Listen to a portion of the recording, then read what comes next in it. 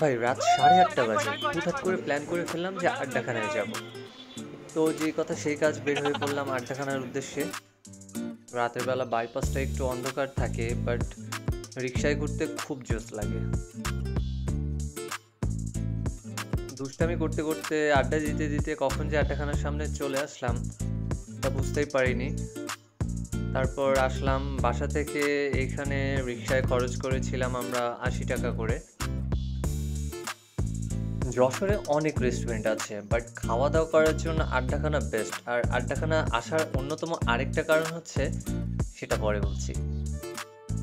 দিনের বেলার এনভায়রনমেন্ট থেকে রাতের বেলা আমার কাছে অনেক বেশি জোশ লাগে, অনেক বেশি ভালো লাগে। ভাই বিগত 5 বছর ধরে আমি আড্ডাখানাতে এসে একটা মাত্র মেনুই শুধুমাত্র টেস্ট করি, আর ওই খাবারটা ছাড়া আমার অন্য কোনো খাবার মোটেই পছন্দ না। অ্যান্ড সেটা হচ্ছে যে ইয়েস, গ্রিন রাইস বোল। 140 টাকা খেয়েছি, 150 টাকা খেয়েছি, এখন দাম বেড়েছে 170 টাকা। তো 4 জনেরটা অর্ডার করে ফেললাম। তো খাবার অর্ডার করে আমরা বসেছিলাম, একটা প্রিয় গান বাজছিল, ওটার সাথে লিপসিং করছিলাম।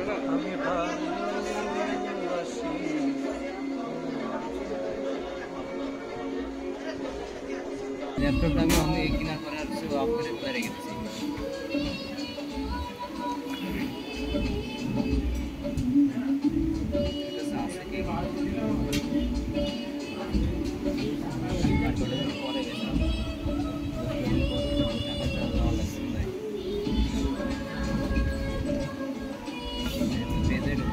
তো গান ফিল করতে করতে হুট করে কয়েকটা ছবি তুলে ফেললাম, খুব ভালো ভালো ছবি এসেছে। অপেক্ষার ফল মিষ্টি হয় তখনই, যখন এই যে দেখি গ্রিন রাইস বল সামনে এসে কেউ সার্ভ করে দিচ্ছে।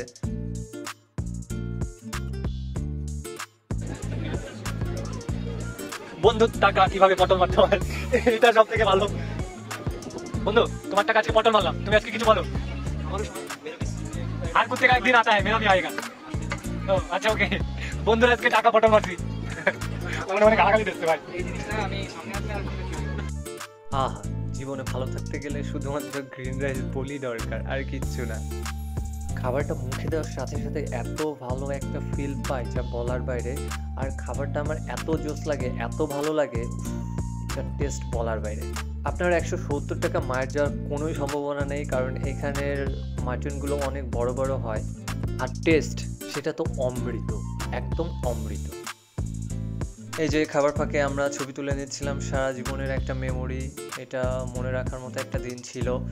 কালকে কোথায় থাকবো জানি না, বাট এই দিনটা আসলে মনে থাকবে সারা জীবন।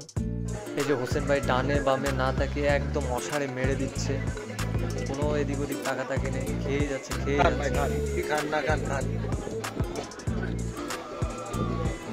খা বন্ধু খা খা, কি খাস না খাস খা।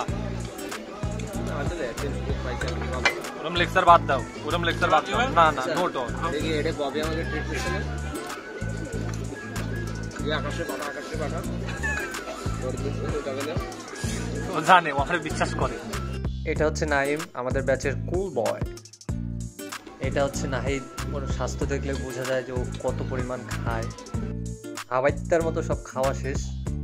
তো খাওয়া দাওয়া শেষ করে আমরা বের হয়ে পড়লাম, হেঁটে হেঁটে যাচ্ছিলাম, কারণ রাতের বেলা হাঁটতে খুবই ভালো লাগে আর মৃদু বাতাস বচ্ছিল। তো হাঁটার একটা অন্যরকম ফিল পাচ্ছিলাম। ঘড়িতে সময় দেখা হয়নি, হুট করে দেখলাম যে রাত 10টা পার হয়ে গিয়েছে। দেন তারপর হচ্ছে যে আমরা বাইক যোগে আবার চলে আসলাম। আজকের মতো দিনটা শেষ, and thank you so much.